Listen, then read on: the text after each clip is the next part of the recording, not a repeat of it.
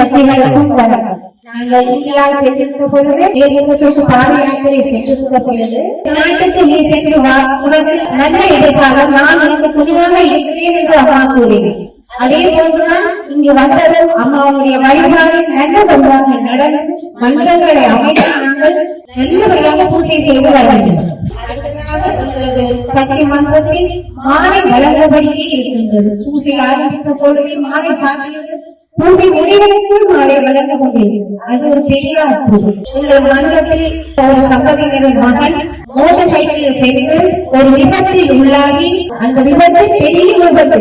அதிலே அம்மாவின் நாள் அவர் அணிந்திருந்தபடிதான் அந்த ஆபத்தில் காப்பாற்றப்பட்டு 3 உயிர்கள் காப்பாற்றப்பட்டது. எனது கனவிலே அம்மா தோன்றினார். எனது கனவில் அம்மா வருவதே இல்லை, எனக்கு கவலை. ஆனால் அம்மா ஜீவ சமாதி அடைவதற்கு 3 நாளைக்கு முன்பு எனது கனவிலே அம்மா தோன்றி எங்களுக்கு திருமதி அம்மாவும் சகாரமாவும் இருந்து 3 அழைப்பு செய்தாங்க. என்னை அழைத்து 1008 போற்றியவர்கள் 7 தடவைகள் படியுங்கள், இன்னைக்கு காரியங்கள் கைகூடும் என்று அம்மா அருளாக கூறினார். அது பெரிய அதிசயமாக இருந்தது. இது மட்டும் இல்லை, சென்றவர்களும் இந்த கோரி எச்சனில் மற்றொரு பொழுது அதிலே அம்மா நாக வடிவமாக தோன்றியிருந்தார்.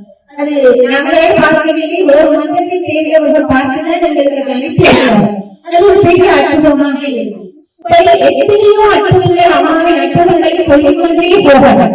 அம்மாவின் ஆசைகள் இங்கு வந்திருக்கும் சக்திகள் அனைவருக்கும் செய்வோம் என்று நான் கூறிக்கொண்டு உலகத்துக்கும் சக்தியை ஓட வேண்டும், ஒவ்வொருவர் மனக்குறையை நீங்க வேண்டும் என்று